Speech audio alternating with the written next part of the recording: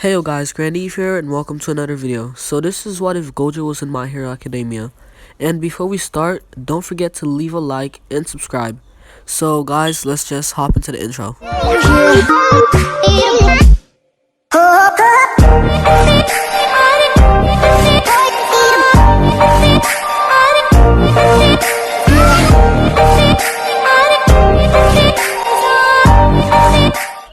Okay, so before we really start, I have to point out some key things that are a little bit different. There are no curses in this what if whatsoever, so no curses. So Gojo will only have the powers he uses in Jujutsukaisen. And also, if I continue the series, I'll be uploading like 2 parts once a week. So enough chit chat, so let's just dive into the video. It was a stormy night. Lightning was crackling and roaring throughout the sky. But the strangest thing wasn't the storm, but where it was coming from, and where it was the most brutal.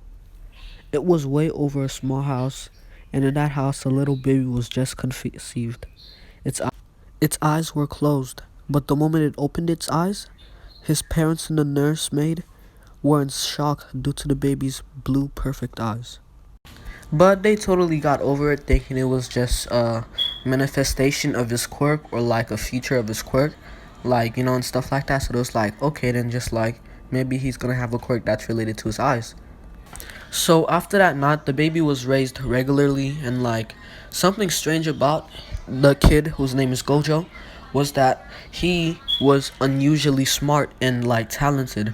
By the time he was 3, he could already read at a college level. And he was very well trained in martial arts and stuff like that.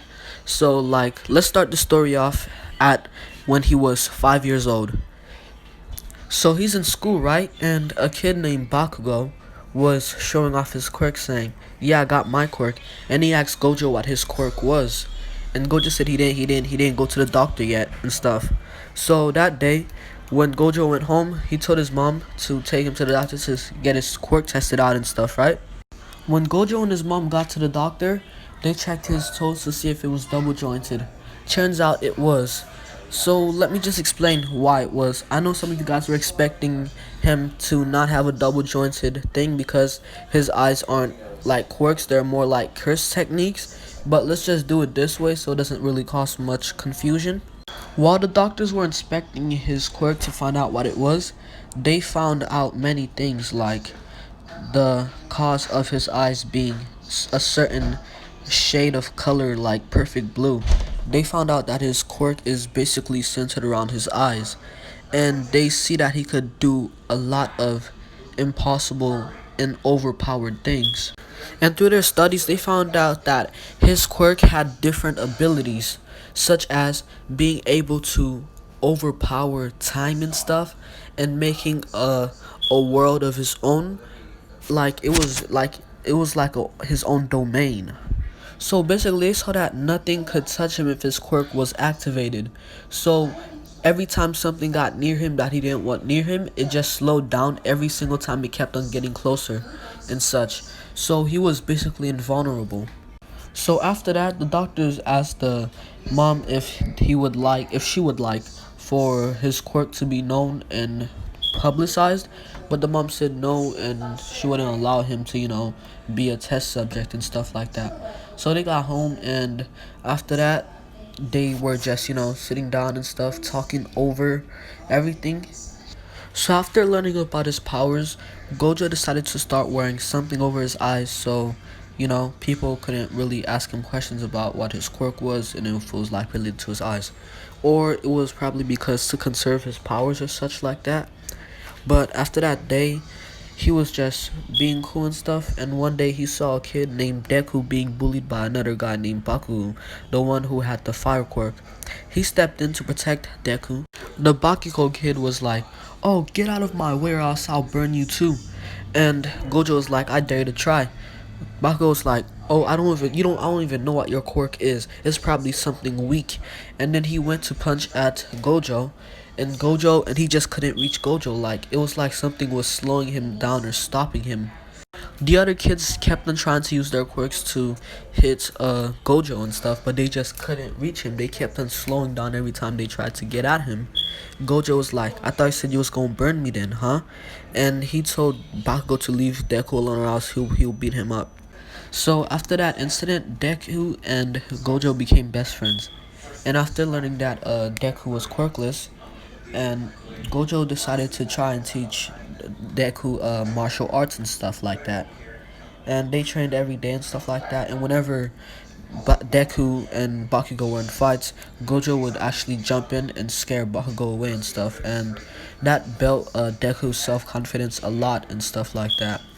And so let's skip up to the previous timeline when Deku was in middle school, the last day of middle school. Uh, Him and Gojo were walking and stuff. Gojo decided to go another way and stuff like that. And Deku decided to take the alleyway where he met the slime monster. The slime monster attacked him. Deku put it more of a fight, but Deku still, couldn't beat him up since he had no quirk that could destroy the slime monster. All Might pulled up, and Gojo actually was on the other side. He could see everything with his eyes and stuff like that, right? But he didn't want to interfere. And All Might put up, and Deku asked him a question. Deku was on his feet, stuff like that, and Deku found out the truth. Gojo found out too because Gojo could see everything that was happening, but nobody could see him. And so then after that, Bakugo and the slime monster thing happened. Gojo was through all of that, and Gojo didn't really step in to help because he knew Midoriya could handle it. Midoriya did a lot more this time, but the slime monster still was gonna destroy Bakugo until All Might stepped up and saved Bakugo again. And after that, they met up, and he gave Deku the hair, and Deku could already use about 5% because all the training he did with Gojo actually helped him build his body up more.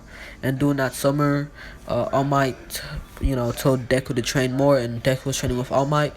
And he told All Might he has a friend named Gojo, and he's very strong if he could train with him too. And they agreed, and they did all the work and stuff like that. And Gojo was basically training to get into UA High 2 with Midoriya, and they did a lot of things together and stuff like that, trained. And Gojo became exponentially stronger, learning more about his powers. And All Might was actually very surprised how strong Gojo was and actually sent a recommendation. But Gojo said no one wanted to do the thing with Deku. Oh yeah, I'm sorry, I meant the entrance exam with Deku because people who get recommended actually don't really do the entrance exam with the rest of the people, of the students and stuff, and he wanted to do it with Deku. So after that, the day comes, and everything is very exciting. Gojo and Deku meet up at the entrance exam, and they both take the quiz. Gojo gets, the highest score of all time, and Deku comes in 6 or so because Mineta and the other girl is pretty smart. So after that, they get ready for the entrance exam. They start in the front, and then the Mr. Mike, whatever, the guy who does the noise and stuff like that, tells them to go, and Gojo already teleports all the way to where the bot is and instantly destroys with just a single finger. The other students are shocked because he was there just a moment ago, and then he went all the way over there in just not even a second. And so this is it for this part, and hope you guys subscribe and like this, and don't forget to see the other one next week.